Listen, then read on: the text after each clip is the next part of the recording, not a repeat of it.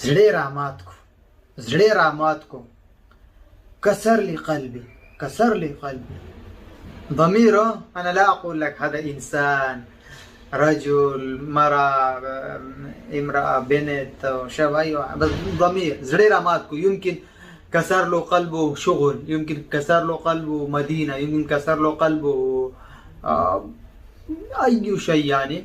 لكن هو الاسم لسه ليس بمذكور، فضمير أنا قلت لكم يعني ضمير.